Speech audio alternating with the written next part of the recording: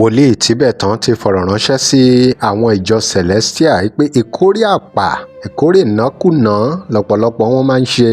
Bàbá yìí sọ̀rọ̀ kódà wọ́n sọ̀rọ̀ nípa bí wọ́n ṣe ń lo cross, àwọn cross tán máa ń so mọ́wọ́, tán máa ń so mọ́ bàdí lóríṣiríṣi bí ò ṣe bá ìlànà mu.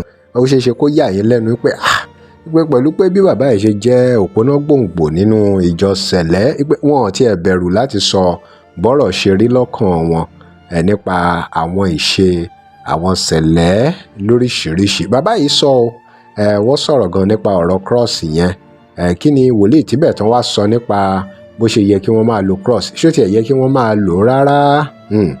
Wọ́n bẹnu fọ́rọ̀ yìí o dé pé bàbá yìí sọ àṣírí bí àwọn spiritualist ṣe ń fi lílo cross yìí tọkọ̀ fi ń ṣe jẹun wípé kò sí nǹkan kan ẹ wò ẹ má jẹ́ sọ ẹ gbọ́ ọ̀nù fọ́nrán yìí ẹ wò ẹ gbọ́ ẹ̀kúnrẹ́rẹ́ ọ̀rọ̀ lẹ́nu wòlíì Tibetan.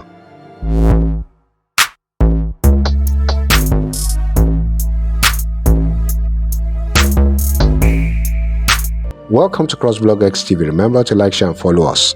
Ìkórè àpà, ìkórè olódo, ìkórè fọ́rífọ́rí.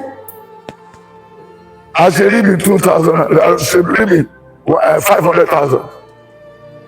Lẹ́yìn nígbà tí a ṣe rí bí 500,000, a design ẹ̀, wọ́n gbójú ọ̀ṣọ́fà sí, wọ́n gbójú mọ́bí iná sí, wọ́n gbé ojú ìyá ọ̀ṣọ́fà sí, wọ́n dẹ̀ tún gbé ojú ìyá Marcus tó kú sí. Àwọn káàtì ti wọlé, ẹni tó gbé ìbì fún ó lọ́wẹ̀.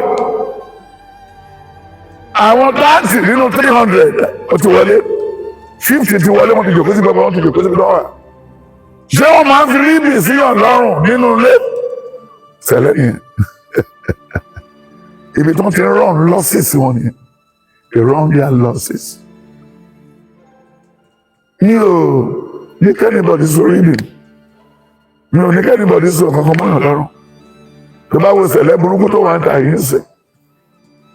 Wọ́n máa wákùnrin mọ̀kìlẹ́ nìkan. Wọn ò ní kí sọ fún yín, bàbá sọ fún yín. Torí ọ̀rọ̀ lọ́rọ̀ mi ò rí ibi fi sí. Ìyàwó Ṣúkùmá. Ó so cross méje sí ọrùn ọwọ́ ẹ̀. Wọ́n ní hallelujah o. Cross méje tó wà lọ́wọ́ ibẹ̀ kí ni ó wà fún? Onímọ̀jíṣẹ́ fóun. Cross méje. Ẹni tó jẹ wèrè. Ìwọ tó ń jẹ fún pàǹdùkú àtàsíwìn gbàkíá. Cross ó ní igi arúfin. Kí la tún lè fi bojú Jésù jẹ́? Táwọn èèyàn máa mọ̀ pé àti apábí kírímìnà. Ó ní ẹ lọ gbé kan wá nínú igi ìtọ́fín tí wọ́n fi ń so àwọn olè rọ̀.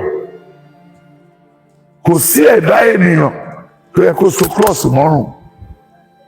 Kò sí ẹ̀dá èèyàn tó yẹ kó fọwọ́ kan Jésù cross, nǹkan ìbànújẹ́ ni. Cross kékeré ńlá yẹn nǹkan ìbànújẹ́.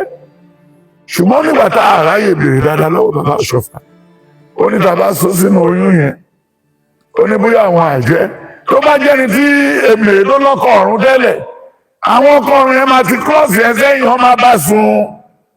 Abẹ́ gbọ́ àwọn ọ̀rọ̀ yìí lẹ́nu wòlíì Tibetan rí pó lágbára. Torí Jésù kọ́ ni cross kò ní mọ ẹni tó fẹ́ bá sùn. Gbogbo wọ̀nyí káwọn spiritualist àtàwọn alágbẹ̀dẹ wọ́n lè rí nǹkan tà. Hallelujah.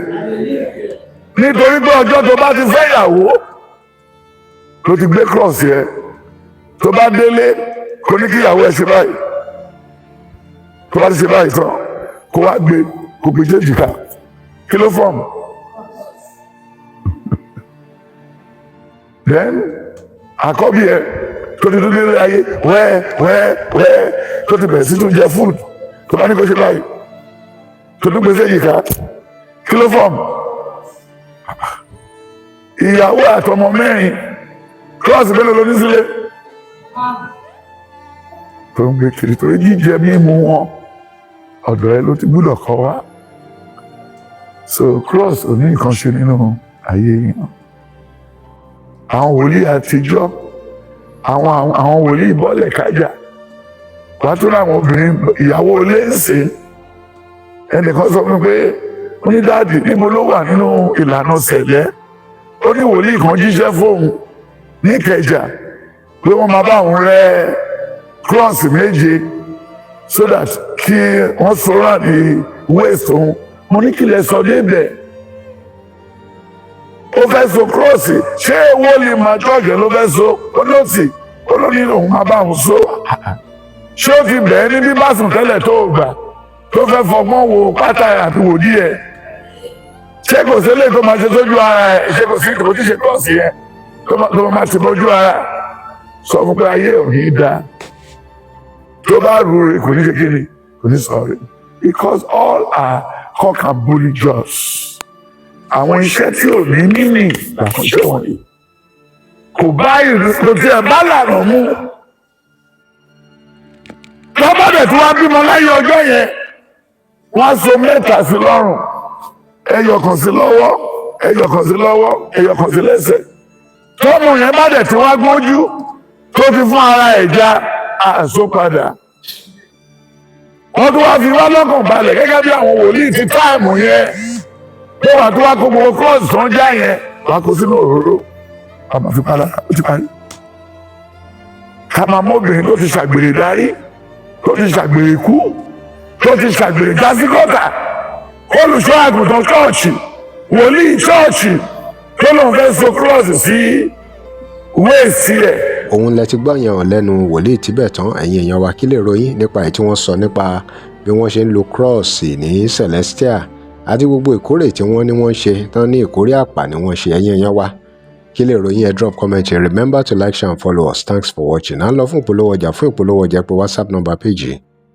Tẹ́ ẹ bá lè rí àmì ṣe, gbogbo ogun tó lóhùn ní gbọ́ tó lóhùn ní gbà lórí ayé yín, iná agbára Ọlọ́run máa jó dànù. Kí lè nǹkan tẹ̀ ń là kọjá tó dàbí pé ẹ ti wá ọ̀nà àbáyọ ṣùgbọ́n tí ẹ ti rí ọ̀nà àbáyọ? Ẹ ti pàdé wòlíì yín ló fà, ṣùgbọ́n arán mi sí ọ lónìí dádì, arán mi sí ọ lónìí mọ́mì. Olúwa lòun fẹ́ ṣe nǹkan ńlá nínú ayé yín. Olúwa sọ wípé gbogbo tẹ̀ ń là kọjá yẹn òun fẹ́ fi òpin sí.